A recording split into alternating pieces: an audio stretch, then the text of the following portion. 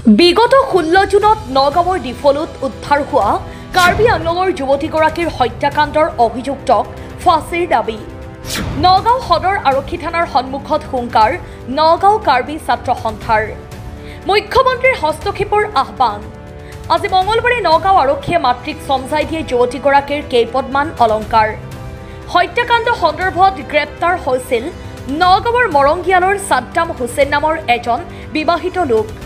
কাৰ্বি আংলঙৰ লাংকিং গাঁৱৰ প্ৰণৱ ইংটিৰ কনিষ্ঠ কন্যা বুলি চিনাক্ত হোৱাৰ পিছত নগাঁৱত উপস্থিত হৈ হত্যাকাৰী ছাদ্দামক ফাঁচী দিয়াৰ দাবী জনাই মৃত যুৱতীগৰাকীৰ মাতৃ আৰু কেইবাটাও কাৰ্বি দল সংগঠনে।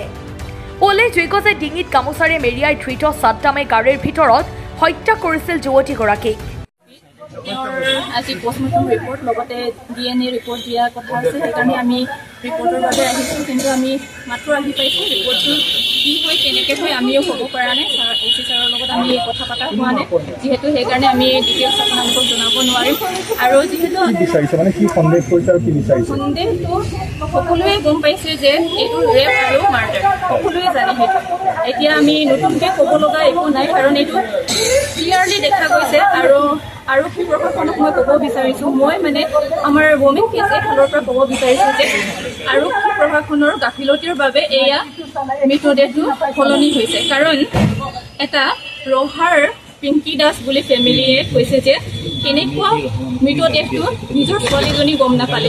কাৰণ এগৰাকী মাতৃয়ে 9 মাহ যেতিয়া গৰ্ভৱতী থাকে তেতিয়াৰ পৰাই নিজৰ ল'ৰা ছোৱালীৰ ভাল সলনি কেনেকৈ সেইটো চব গম পায়। তেতিয়াহ'লে এগৰাকী মাতৃ হৈ 13 বছৰীয়া বা 14 বছৰীয়া ছোৱালীজনী কেনেকৈ চিনি নাপালে নিজৰ ছোৱালী হয়। আমি সেইটোৱে ক'ব বিচাৰিছো যে ছোৱালীটো বাৰু ধুনি তাই মাও কলেজ তাই সৰু মানে সি পঢ়া থকা ছোৱালী, আৰু তাই 18 ইয়াৰ্ছ মানহে তাই কলেজ যোৱা ছোৱালীতে সি মানে প্ৰথম অকল ৰানিং হৈছে। তাৰ অকলে তেনেকুৱা ক'তো যোৱা নাই, মানে ওলাবলৈ তাই নোৱাৰে। কিন্তু কেনেকৈ যে ফালে নগাঁও ফালে আহিলে পালে বুলি সি তাৰ মাও ক'লে। কিন্তু আমি এতিয়া পুৰা মানে শুনা মতে বা তেনেকুৱা ভাবা মতেতো সি অকলেতো আহিব নোৱাৰে, কোনোবা মানে গাড়ীৰ পৰা নি কিনি ক'ৰবাত আধা ৰাস্তাত কিবা আমি ভাবিছো ক'ৰবাত তেনেকুৱা ৰেপ কৰি কিনে মাৰ্ডাৰ কৰা হৈছে নেকি বুলি আমি ভাবিছো।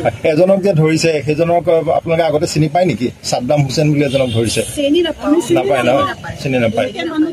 কিন্তু এতিয়া ফটকে যে তাক ক'লে যে ছদমে বোলে মানে নিজে বোলে ক'লে যে হয় মই মানে নমিতাৰ কাৰণে মৰাইছে, গাড়ীৰ ভিতৰ বোলে কি অলপ কিবা কথা লাগি কিনি তাক বোলে মৰাই দিছে তেনে ক'লে।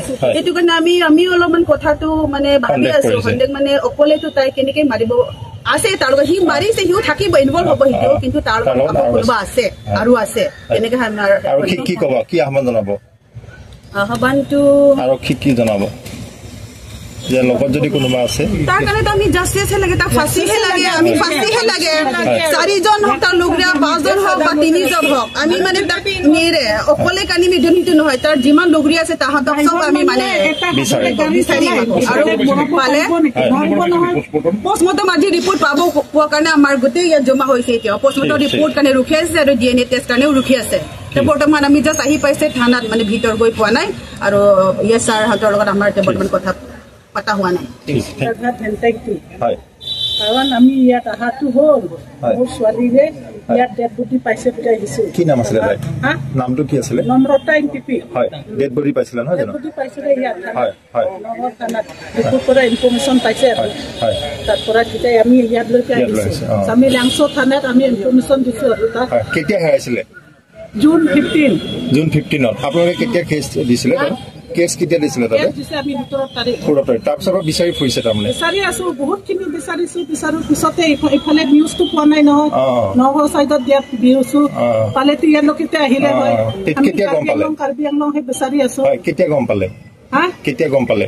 আমাৰ এফআইআৰ দিয়াৰ পিছতে গম পাইছো। আৰু তেতিয়া নগাঁৱত পাইছে বুলি ডেড বডি পাইছে বুলি ইয়াত ছাৰ বিলাকে আকৌ দিছে। আমি ইয়াতো আমি 17 তাৰিখ দিছো, 18 তাৰিখলৈকে লগে লগে ৰাতিপুৱা পালো। ডেড বডিটো নাপালে? ডেড বডিটো নাপালে তেখেতে লৈ গ'ল নিচিনাকৈ। নিজৰ ছোৱালী চিনি নোপোৱা কিয় ল'ব লাগে? আচলতে চেহেৰাটো চাব লাগে না, চেহেৰা নোচোৱাকৈ কিয় নিব লাগে? তোৰ ছোৱালীটা আচলতে তোৰ চেহেৰা চাই কিনিহে ল'ব লাগে। মাইকীজনী ল'ৰা ছোৱালী চিনি নোপোৱা তোৰ কোনে আছে? একটা আঙুলিও চিনি পায়।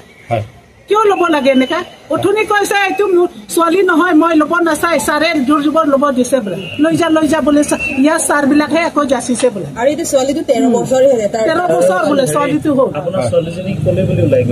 মোৰ ছোৱালীটো হ'ল ডিফুত গৈছিলো ডিফুত পৰা যে কেনেকা যে নগ আহি পালে সৰুৰ পৰা ইফালেতো অহাই নাই একবাৰো কি সন্দেহ কৰে মানে কি সন্দেহ কৰে কোনোবা মাৰ্ডাৰ কৰিছে একো ক'ব পৰা নাই সন্দেহটো কাৰণ মোৰ ছোৱালীজনী এইফালে নাহে ভিডিঅ' জাৰ্নেলিষ্ট মৃণালৰ সহযোগত নগাঁৱৰ পৰা বিভূতি বৰাৰ ৰিপৰ্ট সুহানা লাইভ।